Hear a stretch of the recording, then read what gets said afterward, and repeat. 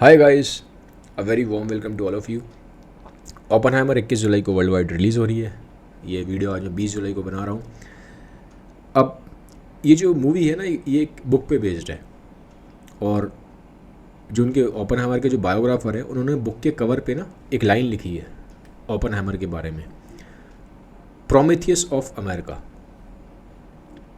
अब सवाल उठता है कि उन्होंने ओपनहाइमर को प्रोमेथियस ऑफ अमेरिका क्यों बोला। तो आज इसी क्वेश्चन का आंसर हम इस वीडियो में जानेंगे, और भी बहुत सारी चीज़ें जानेंगे मैनहट्टन प्रोजेक्ट से रिलेटेड। ठीक है, एक आपको मैं ओवरऑल कंटेक्स्ट दूंगा। उससे क्या है कि जब आप मूवी भी देखने जाएंगे, आप मूवी को बेटर समझ पाएंगे। तो पहली चीज़ आती है कि ये प्रोमेथियस जो हैं वो कौन थे। देखिए, प्रोमेथियस ग्रीक माइथोलॉजी में एक टाइटन है। टाइटन मतलब एक डिवाइन बीन। ठीक है, तो ग्रीक माइथोलॉजी के हिसाब से एक टाइम पे, क्योंकि ग्रीक माइथोलॉजी बहुत पुरानी है, हज़ारों साल पहले की है, तो एज़ पर ग्रीक माइथोलॉजी एक टाइम था जब मैनकाइंड के पास, इंसानों के पास फायर नहीं थी। फायर को नहीं जानते थे वो, और बिना फायर के इंसान सिविलाइज नहीं हो पाते, उनका डेवलपमेंट और प्रोग्रेशन हो ही नहीं पाता। आप सोचेंगे ऐसा क्यों, ऐसा क्या है फायर में। देखिए, जब तक फायर नहीं थी ना, इंसान जो फूड खाता था वो अनकुक्ड खाता था, और जो अनकुक्ड फूड होता है उसको पचाने के लिए बहुत एनर्जी चाहिए।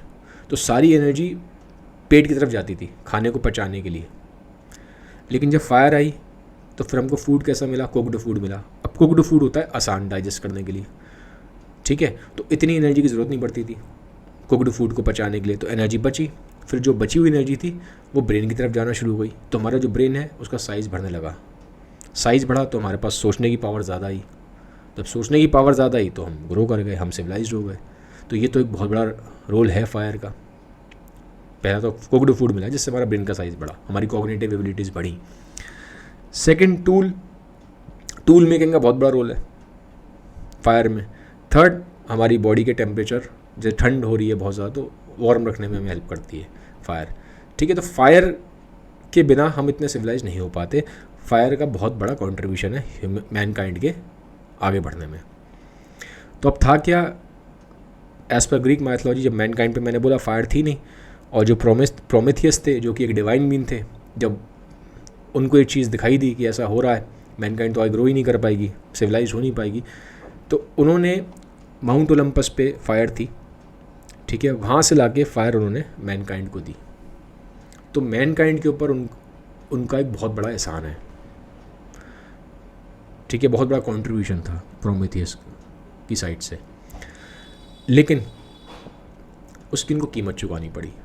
जो ग्रीक गॉड थे, जूस ने प्रोमेथियस को ना पनिश किया। पनिश कैसे किया कि एक पहाड़ था, एक माउंटेन था, उसके साथ उनको बांध दिया गया चेन के साथ, और डेली एक ईगल आएगी और प्रोमेथियस का लिवर खाएगी, और वो लिवर रोज़ ग्रो हो जाएगा, और डेली ईगल आएगी, डेली उस लिवर को खाएगी, और ये हमेशा चलता रहेगा। एटर्नल है, एटर्निटी तक जाएगा। ठीक है, तो अब इसमें क्या है कि प्रोमेथियस ने मैनकाइंड को एक बहुत बड़ी पावर दी फायर की, जिससे मैनकाइंड ग्रो करी, लेकिन उनको कीमत चुकानी पड़ी। अब इस कहानी को हम ओपनहाइमर से कैसे कनेक्ट करेंगे, क्योंकि टाइटल में यही लिखा है, ओपनहाइमर को प्रोमेथियस ऑफ अमेरिका बोला गया। उनके बायोग्राफर ने जो फ्रंट पेज, जो कवर है, उसी पे लिखा गया है, उसी पे पूरी मूवी बेस्ड है। इसके लिए हमें थोड़ा सा पीछे मैनहट्टन के प्रोजेक्ट के बैकग्राउंड में जाना पड़ेगा, हिस्ट्री में जाना पड़ेगा। अगर आप इसको समझ लेंगे तो मूवी को कोई बहुत अच्छे से समझ पाएंगे।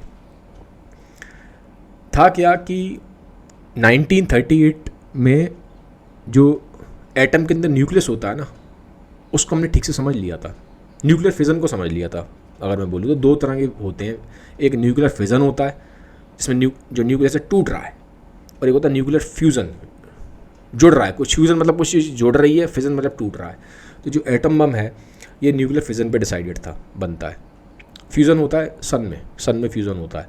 ठीक है, तो ये न्यूक्लियर जो फिजन है, ये 1938 आते आते साइंटिस्टों ने इसके बारे में ढूंढ लिया था, डिस्कवर कर लिया था।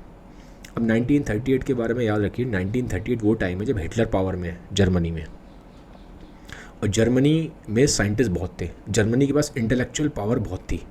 आप वैसे भी देखेंगे सारे फिलोसफर्स, आप देख लो, शोपेनहावर है, चाहे नीत्शे है, बड़े बड़े फिलोसफर, बड़े बड़े साइंटिस्ट, वो सारे जर्मनी से ही निकले हैं मोस्टली। ठीक है, तो उस टाइम पे ब्रेन पावर थी काफ़ी ज़्यादा। ठीक है, वो तो ऑब्वियसली अभी भी है, उनके पास बहुत हाईली डेवलप्ड है वो साइंस और टेक्नोलॉजी में, लेकिन उस टाइम पे भी बहुत अच्छा खासा था। हिटलर पावर में था।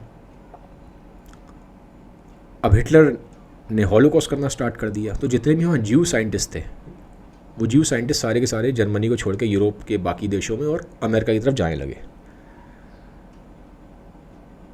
ठीक है, अब हुआ क्या, क्योंकि न्यूक्लियर फिजन 1938 तक आ गया था, तो साइंटिस्टों को एक चीज़ का डर लगने लगा, कहीं हिटलर ना बना ले, क्योंकि मिलिट्री एडवांसमेंट तो हिटलर कर ही रहा था, वेपन्स पे तो बहुत ज़्यादा वो काम कर रहा था, तो साइंटिस्टों को डर था कहीं ना कहीं ये बना ना ले।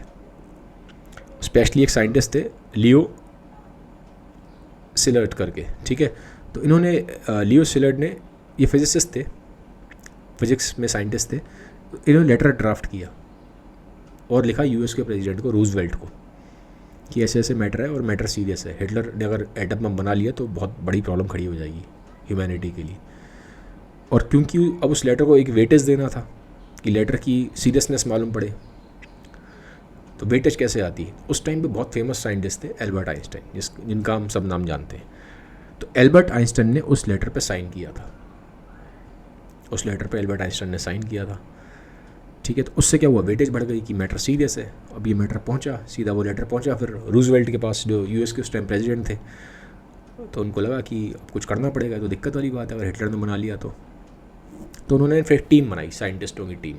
अब वो जो टीम बनाई थी साइंटिस्टों की, जो उनका हेडक्वार्टर्स था, इंजीनियर्स ही मोस्टली इसमें काफ़ी इन्वॉल्व थे, तो जो न्यूयॉर्क में था हेडक्वार्टर, एक पूरा डिस्ट्रिक्ट वहाँ पे एरिया है इंजीनियर्स का, मैनहट्टन, तो उसी के नाम पे फिर प्रोजेक्ट का नाम रखा। पहले और भी नाम रखे थे, लेकिन फिर एंड में उन्होंने डिसाइड किया कि इस प्रोजेक्ट का नाम मैनहट्टन रखते हैं।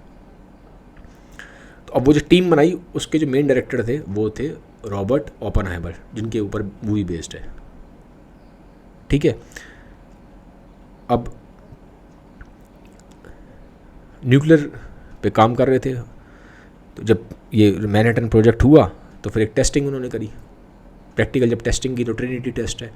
और जब फर्स्ट टाइम उन्होंने जब देखा उसको, अभी तक तो थ्योरी में काम हो रहा था, बना रहे थे, लेकिन जब फर्स्ट टाइम उसकी पावर देखी, जब फर्स्ट टाइम वो बम फटा, उसका टेस्टिंग हुई, ट्रिनिटी टेस्ट, तो ओपेनहाइमर को मालूम पड़ा ये तो बहुत ही ज़्यादा पावरफुल है, जितना उन्होंने सोचा था उससे कई गुना ज़्यादा पावरफुल है।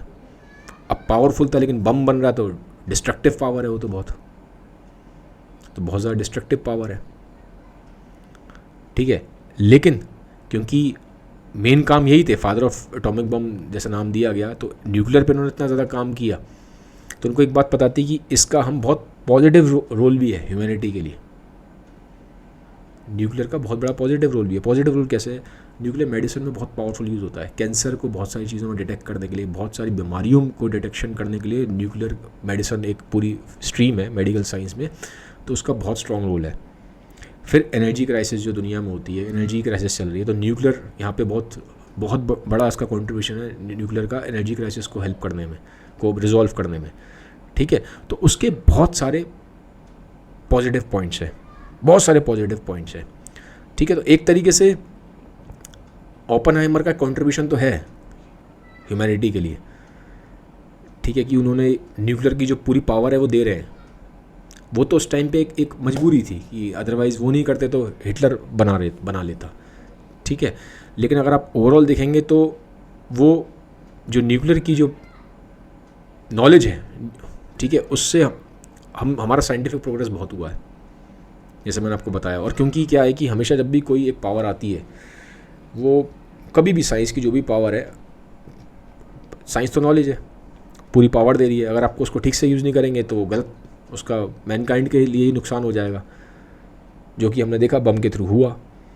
लेकिन ठीक से यूज़ करेंगे तो मैनकाइंड के लिए बहुत बड़ा बेनिफिट भी है। दोनों चीज़ें हैं, दो धारी तलवार है, डबल एजेड स्वॉर्ड है, ठीक है। वही न्यूक्लियर में भी था, न्यूक्लियर जो पावर थी। अब इनफैक्ट जब ये बम फटा भी था, ठीक है, बम अब फटने के बाद इनिशियली तो बहुत ज़्यादा ओपनली उन्होंने एक्सप्रेस नहीं किया, लेकिन बाद में ओपेनहाइमर को जब दिखा कि ये तो बहुत ज़्यादा डिस्ट्रैक्शन हो रहा है, बहुत ज़्यादा ह्यूमैनिटी के लिए तो खतरा है, तो उन्होंने बोला था कि इस पर कंट्रोल लगना बहुत ज़रूरी है, बहुत ज़रूरी है इस पर कंट्रोल लगना। और उन्होंने मतलब एक तरीके से ना बाद में वो काफ़ी पैसिफिस्ट हो गए थे, उस चीज़ के अगेंस्ट हो गए थे कि हम इस तरह से न्यूक्लियर बम बना रहे हैं और ऐसे कर रहे हैं तो इससे तो ह्यूमैनिटी अपने आप को ही ख़त्म कर लेगी, आपस में लड़के एक दूसरे से ही हम ख़त्म हो सकते हैं। तो फिर बाद में वो लाइफ लॉन्ग फिर वो जो इस चीज़ के ऊपर उन्होंने काम किया कि हम इसको कंट्रोल करें, न्यूक्लियर एडवांसमेंट्स को कंट्रोल करा जाए, न्यूक्लियर पावर को कंट्रोल करा जाए और उसको सही चीज़ों में लगाया जाए, रेदर देन हम अनलिमिटेड अमाउंट ऑफ बम बना रहे हैं। अब बाद में दिक्कत कैसे हुई? दिक्कत इनके साथ ये हुई थी कि जब कोल्ड वॉर का टाइम था तो यूएस में और यूएसएसआर में, सोवियत यूनियन में एक कोल्ड वॉर था, आइडियोलॉजिकल क्राइसिस था। वो बहुत हद तक इसलिए था, जो सोवियत यूनियन था वहाँ कम्युनिज्म था और यूएस में कैपिटलिज्म था। तो ऐसा फिर हुआ कि इनके ऊपर ट्रायल्स चले, फिर इनके ऊपर ट्रायल्स चले अमेरिका में, जबकि अमेरिका को बम इन्होंने बना के दिया था, मेन तो लीडर यही थे। लेकिन फिर अमेरिका ने इनके ऊपर ट्रायल चलाया। अमेरिका का तो उन्होंने भला किया एक तरीके से, लेकिन अमेरिका ही इन पर ट्रायल चला रहा है। तो ट्रायल चलाया था और ये बोला गया कि कहीं ना कहीं इनका जो है कम्युनिस्ट आइडियोलॉजी से इनका कनेक्शन है, तो एक तरीके से इनको सोवियत यूनियन से कनेक्शन बिठा रहे थे। तो बहुत सारे जो इनकी जो प्रोग्रेशन थी वो वहाँ रुक गई। बहुत सारे जो चीज़ें थी इनको जो दिए गए थे एडवांटेज, वो सारे रिवोक कर लिए गए। ठीक है, तो एक तरीके से वो इनको पनिशमेंट थी। जैसे मैंने बताया था ना, जो टाइटन प्रोमेथियस से उन्हें पनिशमेंट मिली, तो उनको भी एक तरह से पनिशमेंट मिली। तो दिया तो उन्होंने एक तरीके से न्यूक्लियर वाली एनर्जी है, न्यूक्लियर के सीक्रेट्स दिए, ठीक है, जिससे मैनकाइंड का मैंने बोला दोनों तरह से बेनिफिट हो सकता है। ठीक है, जैसे फायर एक एनर्जी थी, मैंने बोला फायर हमें मिली। अब फायर तो बहुत हाईली क्रिएटिव भी है, उसका मैनकाइंड के लिए बहुत बड़ा बेनिफिट भी है, लेकिन फायर से आप डिस्ट्रक्शन भी कर सकते हैं। ठीक है, तो ऐसे ही इन्होंने न्यूक्लियर जो पावर है वो दी। ठीक है, एटलीस्ट अमेरिका को तो दी वहाँ पे, तो उसका प्लस में भी हो सकता था, नेगेटिव में भी हो सकता था, लेकिन इसका भुगतान इनको करना पड़ा, जैसे मैंने अभी आपको बताया कि इनके पास सेवरल ट्रायल्स चले थे।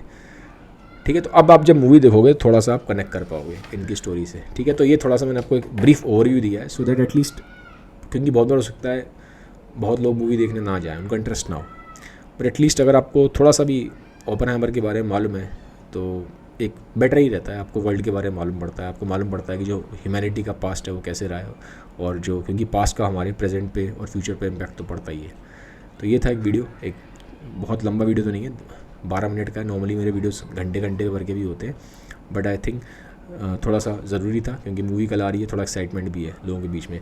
बाकी मुझे बताना आप लोग चाहते हो कि इस मूवी का मैं रिव्यू बनाऊँ डिटेल में, तो बना दूंगा, क्योंकि एक मूवी कल मैं देखने जाऊँगा। Thank you, have a nice day, take care.